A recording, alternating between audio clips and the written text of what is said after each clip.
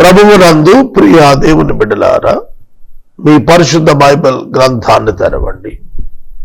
ఆదికాండము గ్రంథము 24వ అధ్యాయం మీ ముందు ఉంచుకోనండి. ఇందులో మనకు 6 ప్రశ్నలు కనిపిస్తున్నాయి. 6 ప్రశ్నలు కనిపిస్తున్నాయి. ఈ 6 ప్రశ్నలు దేవుని యొక్క అద్భుతమైన ప్రణాళికలో అబ్రహామునకు దేవుడు వృద్ధాప్యాన్ని ఇచ్చిన కుమారునికి భార్యను ఇచ్చుట ద్వారా, సమకూర్చుట ద్వారా అబ్రహాముకి ఇచ్చిన వాగ్దానమైన సంతానము కొనసాగించుట దైవ చిత్తము. ఆ ప్రణాళికలో భాగంగా కార్యము జరుగుతూ ఉన్నది. దేవుడు అబ్రహామునకు వాగ్దానం చేశాడు. వాగ్దానం నెరవేర్చాలంటే కుమారుడు కావాలి. అబ్రహాము శారాలకు వృద్ధాప్యాన్న ఇస్సాకు అను కుమారుణ్ణి ఇచ్చాడు. ఇస్సాకు పెద్దవాడయ్యాడు. ఇస్సాకు నుండి సంతానం రావాలి కాబట్టి ఇస్సాకునకు భార్య కావాలి. ఆ భార్య సామాన్యురాలై ఉండకూడదు, ఇట్టిదై ఉండాలి, తన జనాంగము నుండి వచ్చినదై ఉండాలి. మరియు అబ్రహాము యొక్క ఇల్లంతటిని పరిపాలించగలిగినటువంటి యజమానురాలవటానికి నమ్మకమైనటువంటి పరిచర్య చేసేటువంటి వ్యక్తి అయి ఉండాలి. దీనురాలై ఉండాలి. అబ్రహాము ఇంటి యొక్క ఆసక్తి పట్ల శ్రద్ధ కలిగినదై ఉండాలి. వెరీ ఎక్సలెంట్ ట్రాన్స్పరెంట్ క్యారెక్టర్ కలిగి ఉండాలి. పరిశుద్ధురాలై ఉండాలి. దేవుని తెలుసుకుని ఉండాలి. వాక్యం నెరవేర్చేదై ఉండాలి. ఇలా అనేకమైన కోణాల్లో ఒక కన్యక రావాలి ఇస్సాకు దగ్గరకు. అది దేవుడు చేసుకునే పని. మనం మన పిల్లలకు వివాహాలప్పుడు సంబంధాలు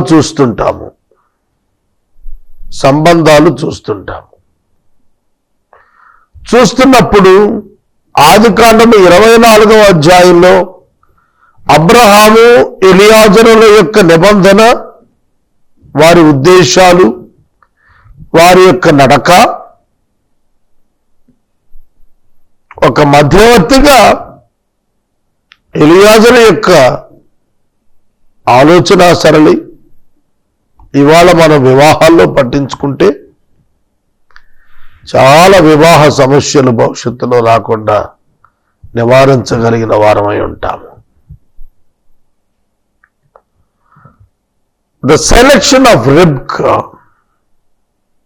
is the model for all Christians in this world.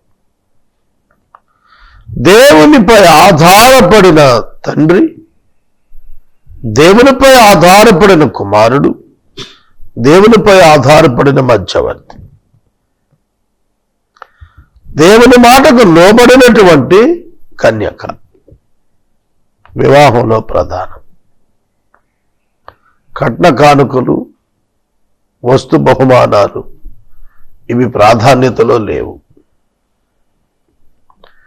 ప్రణాళికలోనే నెరవేర్పును చూస్తాడు దేవుడు. అంతే తప్ప భౌతిక బాహ్య విశేషాల పట్ల దేవునికి ఆసక్తి లేదు. ఈ వచనాల్లో మనకు అబ్రహాము ఎలియాజరును పిలిచి, నా కుమారునికి వివాహ సమయం వచ్చినది కనుక అతని నిమిత్తము ఒక స్త్రీ అవసరమైనది కనుక నీవు బయలుదేరి నా యొక్క దాసుడిగా వెళ్ళుటకు నాకు ప్రమాణం చేయమని చెప్పి నేను నా స్వదేశము నుండి వచ్చినట్లుగా ఆ ఇంటిని విడిచి నేను వచ్చినట్లుగా తన ఇంటిని విడిచి నా ఇంటికి వచ్చేటువంటి నా బంధువుల యొక్క కుమార్తెను నా కుమారుని కొరకు తేవాలి. ఇక్కడ ఉన్న కుమార్తెలు కనాను కుమార్తెలు మాకు అక్కర్లేదు, మాకు అవసరం లేదు. వాళ్ళు మంచివారు అవ్వచ్చు, సుందరవతులు అవ్వచ్చు, భయభక్తులు ఉండొచ్చు, but they should not born of that land and they should not brought up from this culture of the land. అందుకనే అబ్రహాము తన స్వజనుల స్థలం నుండి తన కుమారునికి భార్యను తేవాలనుకున్నాడు. ఒక డౌట్ వచ్చింది ఎలియాజర్కి. ఓకే, నేను వెళ్తాను, నువ్వు అన్నట్టుగా నేను పోతాను. 30 days జర్నీ, దీర్ఘకాలం ప్రయాణం. నేను వెళతాను. అయితే ఆ అమ్మాయి నాకు ఎట్లా తెలుస్తుంది? ఆమె ఉన్నది అని నాకు ఎలా తెలుస్తుంది? ఆమె వస్తుంది అనేది ఎలా తెలుస్తుంది? ఆవిడ ఎలా ఉంటుంది ఎలా తెలుస్తుంది? నేను ఎవరని వెళ్ళను, ఏమని వెళ్ళను? అబ్రహాం ఒక్కటే చెప్పాడు, నాకు ముందు నీకు ముందు దేవుడు దూతను పంపిస్తాడు, నువ్వే వెతకక్కర్లా. You follow him, you follow the guidance of God. Simple. నువ్వు వెళ్ళు, నీకన్నా ముందు దూత వస్తాడు. God will send his angel and he will bring to my son. నా కుమారుని దగ్గరికి దేవుడే తెస్తాడు. You just go for giving physical appearance. Simple. ఒక మనిషి అవసరం కాబట్టి నువ్వు వెళ్ళటమే తప్ప నీ వల్ల ఏం కాదయ్యా. దేవునికి నమ్మి నువ్వు బొమ్మన్నాడు. మరొక అనుమానం వచ్చింది అక్కడ. అయ్యా, అమ్మాయి రానంటే నేను కనుక్కున్నాక రైట్, దేవుడు చెప్పాడు. చెప్పిన తర్వాత నేను అనుకున్న రీతికి అమ్మాయి దొరికింది. ఒకవేళ ఆమె రాను అంటే ఏంటి పరిస్థితి? వెంటనే ప్రభు అక్కడ అబ్రహాం చెప్పాడు మాట, ఆ అమ్మాయి రాను అంటే నువ్వు ఈ నిబంధన నుండి విడుదలవుతావు. You will be freed from this pledge. ఈ ప్రమాణం నుంచి నువ్వు విడుదలైపోతావులే, డోంట్ వరీ అని పంపిస్తున్నాడు. కనుక అక్కడ ప్రశ్న ఏమిటంటే, అతను అడుగుతోంది, పోనీ ఆవిడ రాను అంటే నీ కుమారుని అక్కడ తీసుకుపోవాలా? అమ్మాయి నీ కుమారుడికి భార్య అని తేల్చేసుకున్నాను నేను, నాకు అనుకున్న లక్ష్యాలు దొరికేశాయి. చివరిగా అడిగాం, అమ్మ వెళదాం రండి అని. రానయ్యా అనంది. దేవుడు బయలుపరిచిన ఆమె ఈమె అని తెలిసిన తర్వాత ఆవిడ రానంటే, దేవుడు బయలుపరిచిన స్త్రీ ఆవిడని తెలిసి నాకు రానని ఎందుకు అంటదండి? అసలు కామన్ సెన్స్ క్వశ్చన్ కదా. అంటే అతని యొక్క ఆలోచన ఏంటంటే, దేవుడు నిన్ను ఇటు తీసుకొచ్చాడు కదా, ఆయన నాడు తీసిపోతాడా అన్నట్టుగా అడుగుతున్నాడు. వాక్యం ముందే చెప్పింది కదా, నేను నీ సంతానాన్ని ఆశీర్వదిస్తాను, నీ తండ్రి ఇంటిని వదిలి బయటికి రమ్మని చెప్పిన వాడు మన తండ్రి ఇంటికి ఆయన ఎందుకు తీసిపోమంటాడు? It's common sense question. అవి ఆలోచించలేకపోయాడు. దానికి అబ్రహాం చెప్తున్నాడు, నా కుమారుని అక్కడికి తీసుకుని పోకూడదు. మొదటి ప్రశ్న, నీ కుమారుని అక్కడికి తీసుకుని పోవాలనా? This is the first question in 24th chapter. The answer is no. ప్రశ్నకు జవాబు వద్దు అని చెబుతున్నాడు. దేవుడు తన ప్రణాళిక ప్రకారం చూపించాడని నువ్వనుకుంటే కుదరదయా. ఆమె వెనక్కి వస్తానంటే అప్పుడే ఆమె ఖచ్చితమైన స్త్రీ. అది దేవుడు చూసుకుంటాడు. అంటే అక్కడ అబ్రహాము చెప్పింది, ఎందుకంటే if you didn't sense that women only it will happen. కాబట్టి నువ్వు ఈ పనికిరావు, పక్క బొమ్మతో చేస్తాను నేను. తన పని తాను చేసుకుంటాడు దేవుడు. నువ్వు సాధించలేకపోయావు అనుకుంటానని పక్క పెట్టాడు. నువ్వు ఆ విముక్తుడు అయిపోతావయ్యా, నా కుమారుని అక్కడ తీసుకెళ్ళకూడదు. ఆమె రాదని అంటే కనుక నీవు ఈ ప్రమాణం నుండి పక్కకెళ్ళవచ్చు. అయితే నేను చెబుతున్నాను ఏమిటంటే, నీవు తప్పక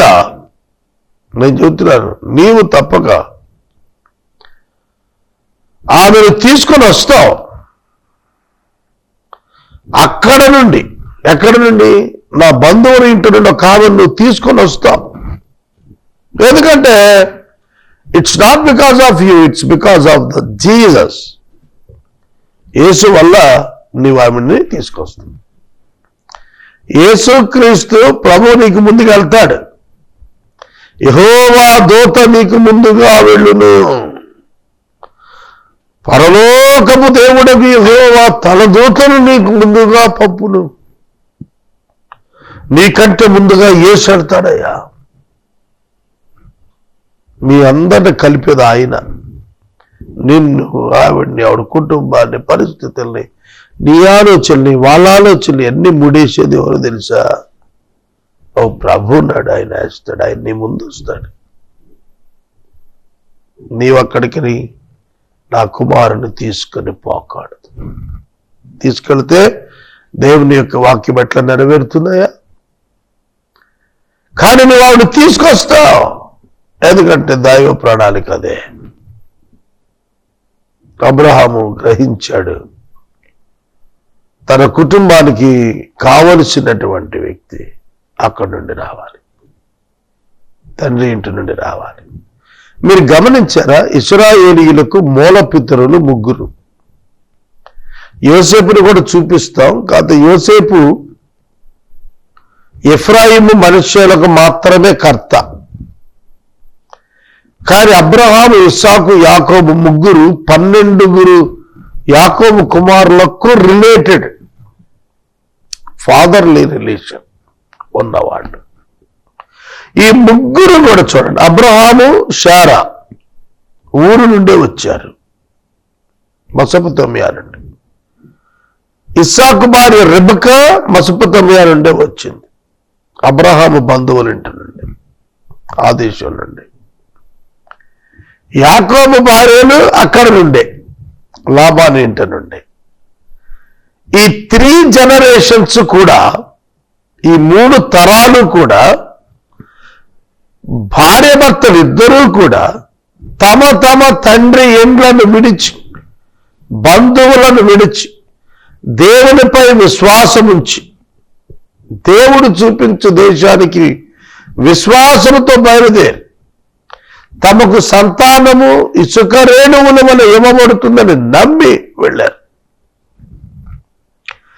లాబాను తన చెల్లి అయిన రెబెకాను పంపిస్తున్నప్పుడు, అమ్మా నీవు వేవేలకు తల్లి వగదు అన్నాడు. వేవేలేదండి, ఇప్పుడు కోట్లలో ఉన్నారు సంతానం, ఆ తల్లి యొక్క సంతానం. హ్యూమన్ కాంప్రహెండ్, మానవుని మనసు అంతకంటే ఎక్కువ ఆలోచించదు, దేవుడు ఆలోచిస్తాడు. ప్రియమైన దేవుని బిడ్డలారా, మొదటి ప్రశ్న ధ్యానించారు. రెండవ ప్రశ్న, అతని యాత్ర సాగింది. ఆ యాత్రలో అతను కొన్ని విషయాలు అనుకున్నాడు. నాకు ఎదురయ్యే ఆవిడ పలానా అయి ఉండాలి, తర్వాత ఆమె నేను అనుకున్నట్లుగా నాకు నీళ్లు చేదిపోయాలి, నా ఒంటెలు కూడా నీళ్లు చేదిపోయాలి. ఎవరైతే అలా చేస్తారో ఆవిడ నా యజమానునికి కుమారునికి భార్య, అబ్రహాంకి కోడలు అవుతుంది అనుకున్నాడు. రిబ్కా వచ్చింది. అతడు ఆ ప్రార్థన చేసి ఆ బావి దగ్గర ఉన్నప్పుడు ఎలియాజరు ఆ ఊరి పిల్లలు నీళ్లు తాగటానికి వస్తుంటే, నేను త్రాగునట్లు దయచేసి నీ కడమ ఉంచమని చెప్పగా, నీవు త్రాగు, నీ ఒంటరికి నీళ్లు పెడతానని ఏ చిన్నది చెప్పునో ఆ చిన్నది నువ్వు నియమించినదై ఉండును గాక అనుకున్నాడు. అలాగే జరిగింది. ఆమె ఆ విధంగానే తనకి అతని యొక్క ఒంటలకు నీళ్లు పెట్టింది, చెప్పింది. అప్పుడు యెహోవా ఈ ప్రయాణము సఫలము చేసెనో లేదో అని తెలుసుకున్నటకు అతడు ఓరకుండెను. The man gazed at her and silenced to learn whether the Lord had prospered his journey or not. తన ప్రయాణమును సఫలం చేశాడో లేదో అని తెలుసుకోవడం ఓరకే ఉండి చూస్తున్నాడు. ఎందుకంటే ఒంటెలకు నీళ్లు పెట్టడం సాధారణ విషయం కాదు. 10 ఒంటెలు, ఒంటికి 25 బిందులు, 10-25 బిందులు నీళ్లు తాగిన 250 బిందులు. కాబట్టి ఇది చిన్న విషయం కాదు. అంత నీరు చేది తీసుకొచ్చి పోయాలంటే చిన్న విషయం కాదు. గమనించండి, దేవుని యొక్క వాక్యాన్ని మీరు ఒకసారి గమనించండి. రెండవ ప్రశ్న ఏమిటంటే, అమ్మా నీవు ఎవరి కుమార్తెవు, దయచేసి నాకు చెప్పు. ఎందుకంటే to clarify his doubt, is she from the family of Abraham and his father's.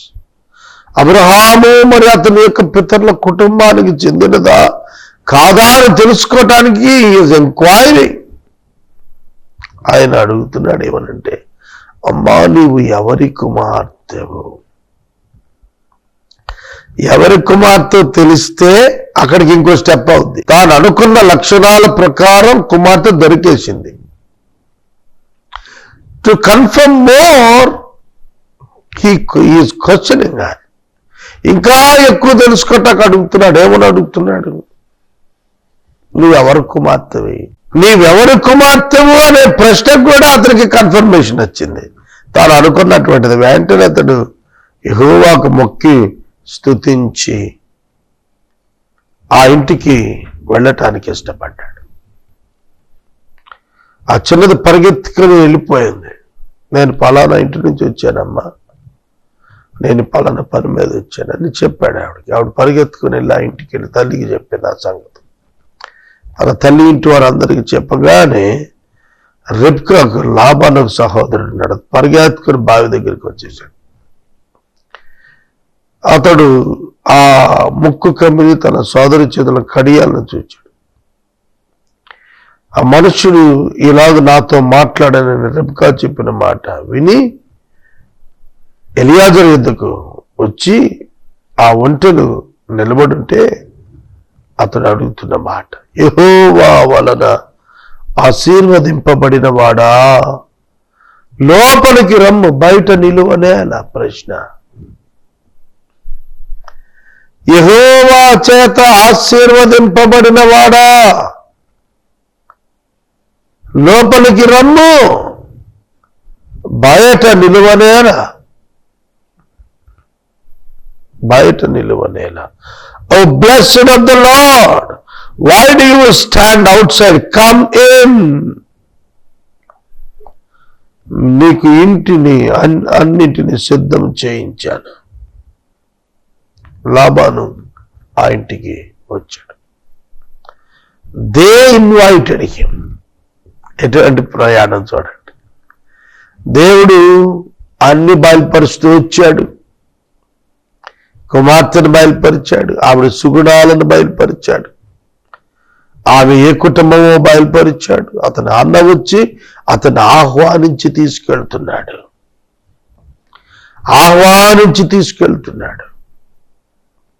సోదరుడా, సోదరు, క్రైస్తవ వివాహాల్లో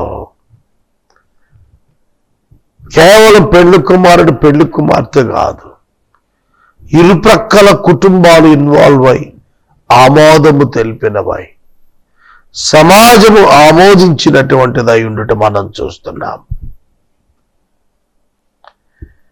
వివాహములో ఏకాభిప్రాయం కుటుంబాలదై ఉన్నట్టుగా కనబడతారు. ఒక పురుషుడు స్త్రీది మాత్రమే కాదు,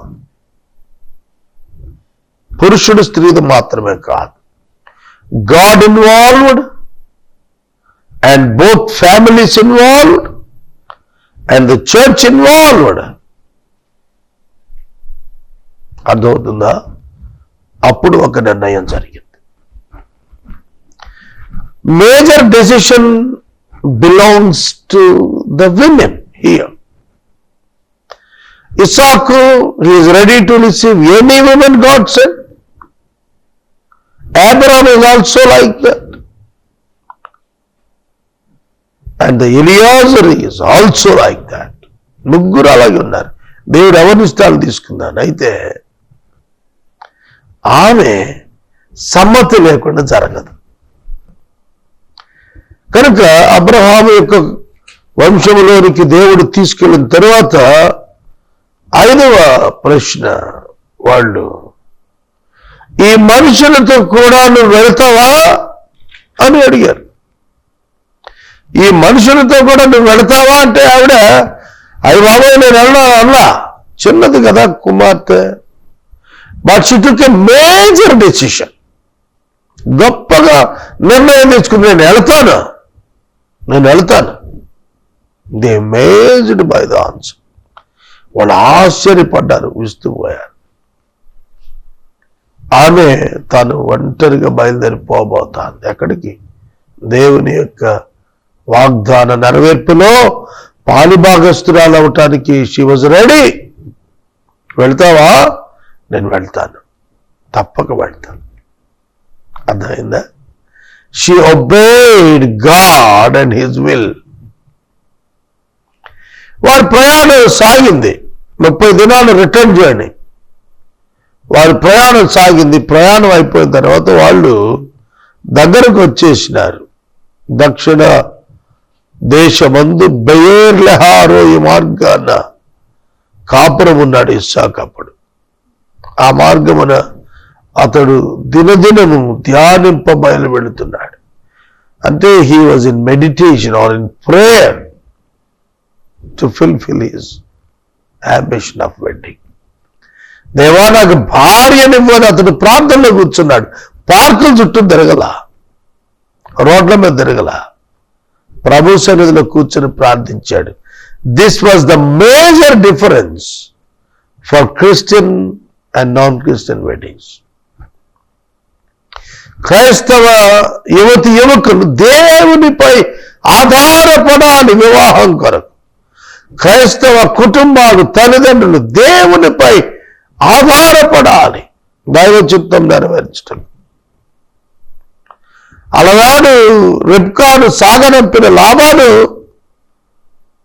మరలా 60 సంవత్సరాల తర్వాత యాకోబు ఆ ఇంటి నుండి తన ఇంటికి వస్తే పరిగెత్తికెళ్ళి కౌగులించుకొని ఏడ్చాడు. నా ఎముక, నా రక్తంరా నువ్వు అని అడిగాడు. తన బిడ్డను ఆయనకి ఇవ్వటానికి ఇష్టపడ్డాడు.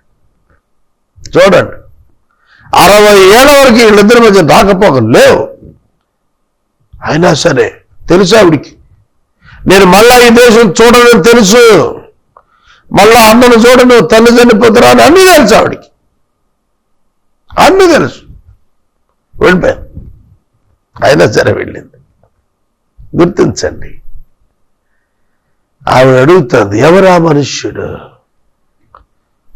ఎవరా మనుష్యుడు అంటే, అతడే నా యజమానుని యొక్క కుమారుడు, నీ భర్త అయిన వాడు. వెంటనే ఆమె ముసుగు వేసుకుంది. 24వ అధ్యాయంలో ఈ 6 ప్రశ్నలు, ఎవరా మనుష్యుడు అనగా the person who was decided by God as your husband. ఆమె వెంటనే విధేయతతో తలకు ముసుగు వేసుకోవాలి. వివాహంలో స్త్రీలు తమ భర్తలను గౌరవించి లోబడాలి. పురుషుడైతే ఆమెను ప్రేమించి చేర్చుకోవాలి. ప్రేమ విధేయతలు పునాదులుగా క్రైస్తవ వివాహం కొనసాగుతాయి.